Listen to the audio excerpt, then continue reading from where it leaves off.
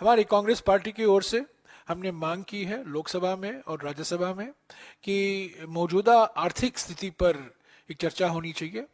बेरोजगारी, महंगाई, बढ़ती हुई आर्थिक विषमताएं को लेकर और हम उम्मीद करते हैं कि सरकार अपनी मंजूरी देगी और जल्द ही दोनों सदनों में मौजूदा आर्थिक स्थिति पर शॉर्ट ड्यूरेशन डिस्कशन होगा।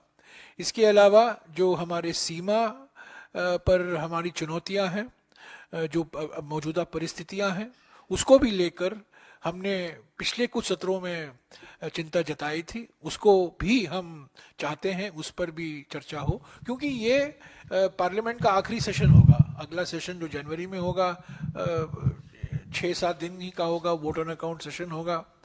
पर हम चाहते हैं कि मौजूदा आर्थिक स्थिति और मौजूदा सीमा पर जो परिस्थितियां हैं, जो चुनौतियां हैं, जो हम रोज उसका सामना करना पड़ रहा है, उस पर भी चर्चा हो।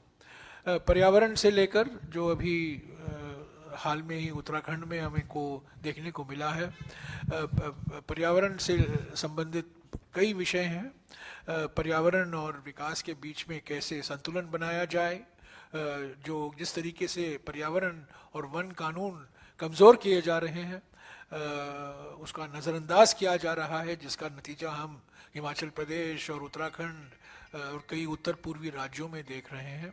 उस पर भी बातचीत हुई और उस पर भी हम गुजारिश करेंगे सरकार से कि वो बहस के लिए वो समय एलोकेट करें। मणिपुर को लेकर आज कई सांसदों ने ये मणिपुर का मुद्दा भी उठाया कि पिछले कुछ में 6 महीने हो गए हैं, प्रधानमंत्री अब तक चुप हैं, कुछ कहे नहीं है मणिपुर के बारे में। प्रधानमंत्री को तो चुप्पी तोड़ना चाहिए।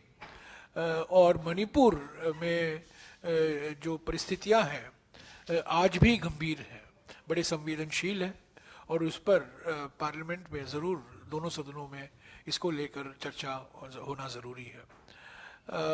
तो ये मोटे तौर से यही मुद्दे थे। 15 दिन का सत्र है, छोटा सत्र है। 15 दिन में से 3 दिन निकाल दीजिए, क्योंकि वो प्राइवेट मेंबर्स बिल रहेगा, तो 12 दिन ही रह गए हैं। तो 12 दिन में हम 3-4 मुद्दे ही उठा सकते हैं विपक्ष की ओर से।